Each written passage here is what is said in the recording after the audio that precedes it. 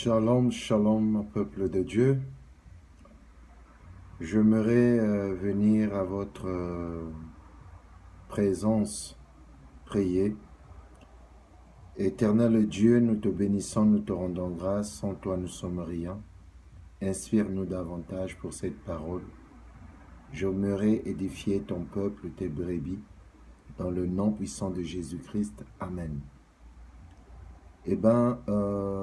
J'aimerais partager ce que le Seigneur a mis à cœur.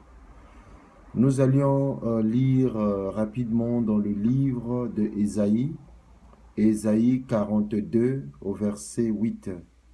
Ésaïe 42 au verset 8. Ésaïe 42 au verset 8.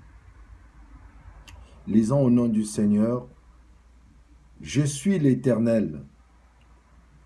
C'est là mon nom.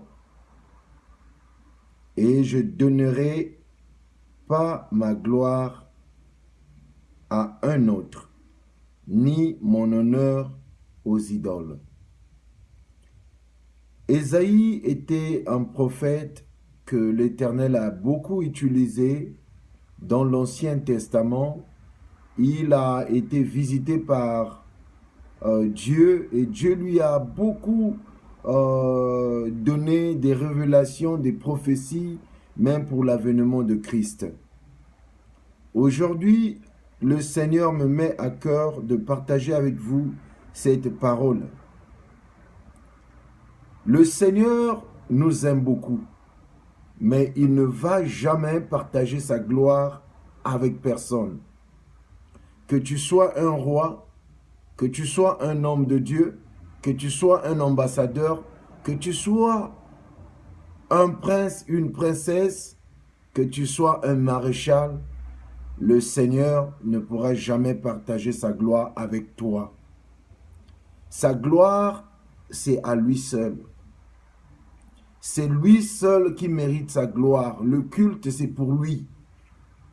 Alors, chaque fois que nous partions en dehors de sa gloire et que nous voulions mettre la gloire sur nos têtes, nous perdons notre vie. Beaucoup de gens sont en train de prier, ils ne voient plus la main de Dieu parce qu'ils ont pris la gloire de Dieu en eux-mêmes. Vous allez entendre leur langage, c'est moi qui lui ai affecté, c'est moi qui lui a changé, c'est moi qui a fait ceci, cela, moi. Ça devient comme si c'est quelque chose qui vient de eux-mêmes. C'est comme si c'est des efforts fournis par eux qui fait que les gens puissent être sauvés. Bien-aimés dans le Seigneur, c'est faux.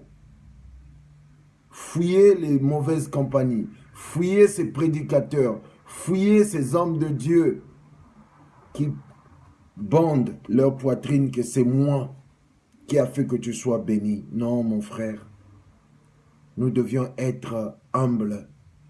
La gloire doit être rendue à lui seul.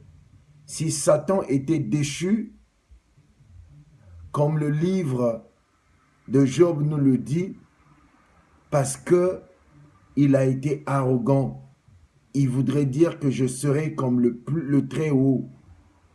Et nous savions et nous connaissons la finalité. Toi et moi, nous sommes rien si ce n'est pas Jésus. Le nom que je porte de mon Père ne pouvait pas me sauver pour devenir ce que je suis. Je ne mérite rien si ce n'est pas la mort de Christ qui m'a sanctifié, qui m'a rendu redoutable. Alors sans Christ, nous ne sommes rien. Je ne sais pas c'est dans quel livre que tu es en train de lire pour que toi tu prennes la gloire.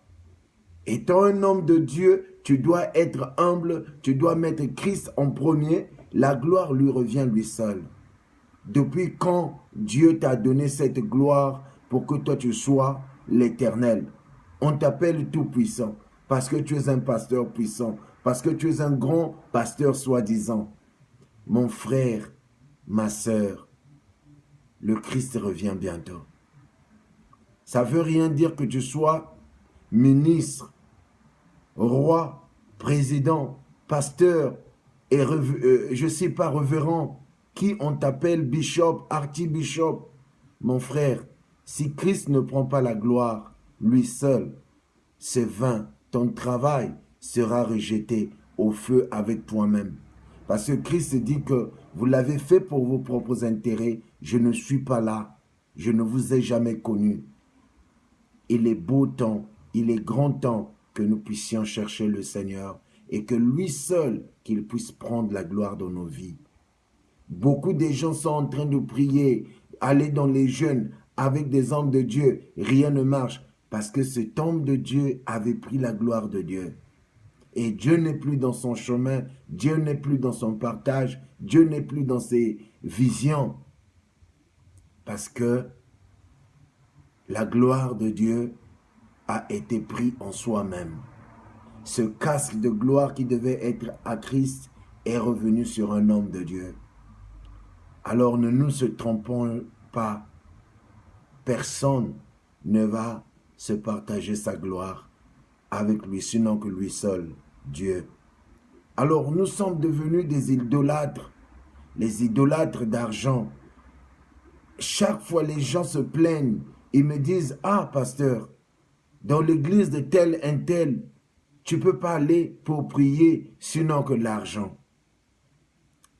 Quand l'argent devient l'idole, quand l'argent devient un sujet primordial, un sujet prioritaire d'un ministère, ce n'est pas bon.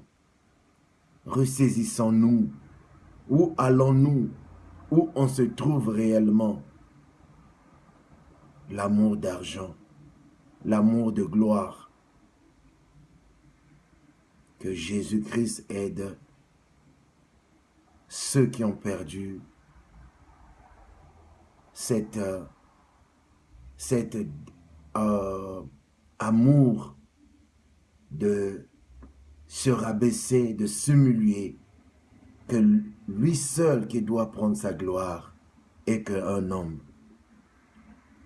Mes bien-aimés, soyons humbles.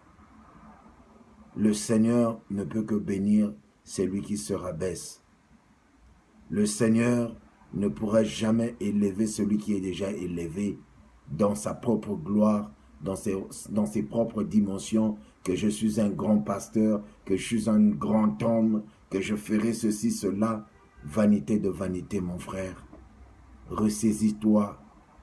Réfléchis là où il t'a ramassé. De la gloire à la boue ou bien de la boue à la gloire. Réfléchis. Que Dieu te bénisse. C'est votre humble serviteur, le révérend Kouka. Que le Seigneur vous bénisse. Si vous n'avez pas encore reçu le Seigneur Jésus-Christ, vous allez fermer les yeux et je vais prier pour vous. Vous allez répéter cette prière. Seigneur Jésus, je reconnais que je suis pécheur. Je ne suis pas digne de te recevoir. Viens dans mon cœur. Brise-moi. Façonne-moi. Rentre dans ma vie. Je voudrais marcher avec toi. Car tu l'as dit, les pas du juste sont ordonnés par l'Éternel. Soutiens ma foi. Sauve-moi. Je voudrais être né de nouveau. Dans le nom puissant de Jésus-Christ. Amen. Que le Seigneur vous bénisse. Votre serviteur, le révérend Kouka, que Dieu vous bénisse. Ciao. À la prochaine.